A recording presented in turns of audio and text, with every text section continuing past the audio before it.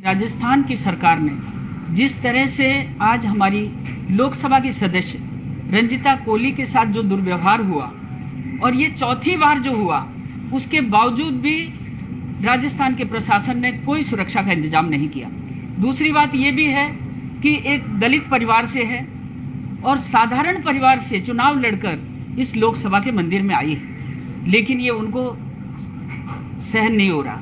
और भू माफियाओं में जिस तरह से बार बार भू माफियाओं ने ही उस पर अटैक किए और अटैक करने वाले का नाम भी हमारे यशस्वी राज्य मंत्री जी ने, भाई अर्जुन जी मेघवाल ने आपके सामने रखा है।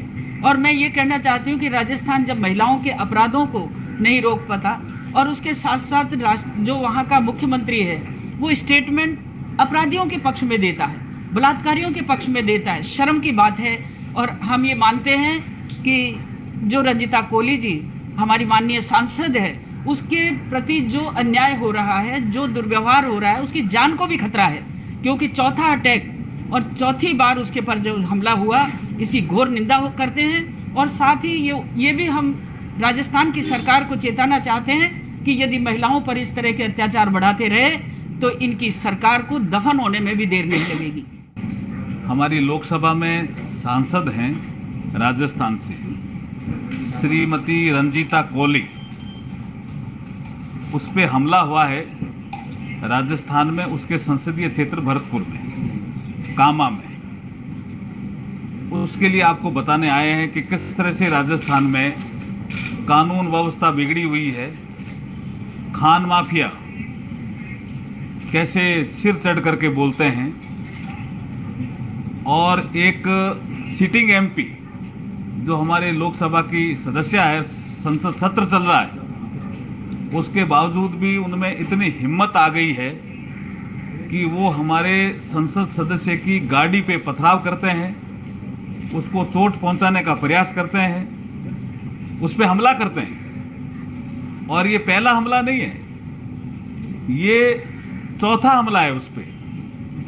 राजस्थान की सरकार कानून व्यवस्था के मामले में बिल्कुल लचर हो गई है, बिगड़ गई है कानून व्यवस्था, उनके हाथ में कुछ नहीं बचा है। दो गुटों में बंटी हुई सरकार, और दलितों पे अत्याचार बढ़ गए, महिलाओं पे अत्याचार बढ़ गए। आप चिन्हित करिए कि किस तरह के हमले हो सकते हैं। वो सभी राजस्थान के अंदर हो रहे हैं। जहां पूरे देश के अंदर शांति का माहौल है, वहां राजस्थान के अंदर उपद्रवी काम कर रहे हैं, चाहे वो पीएफआई की एक्टिविटीज हो।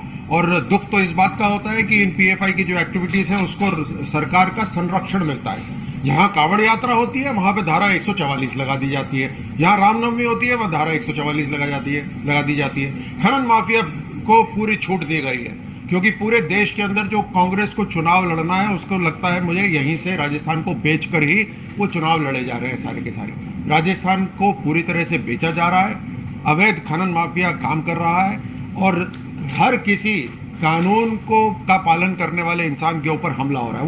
वो डरा हुआ है। महिलाएं, बहनें, बेटियां सब डरी हुई है, भयावह स्थिति है।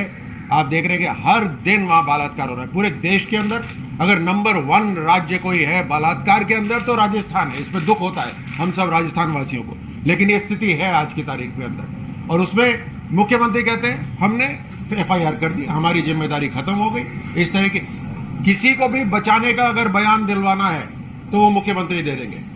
अभी वहां पर बलात्कार हो रहे हैं तो कहते हैं ये फांसी की सजा हो रही है ना, इस वजह से हो रहा है। जब करौली के अंदर हमले होते हैं, दंगे होते हैं तो कहते हैं वो तो जय श्री राम का नारा लग रहा है इसलिए हो रहे हैं। जब कन्हैया की गर्दन काट दी जाती है तो कहते हैं ये तो साधारण हत्या है। तो इस तरह की स्थिति बना रखी है राजस्थान के अंदर, हमें बहुत दुख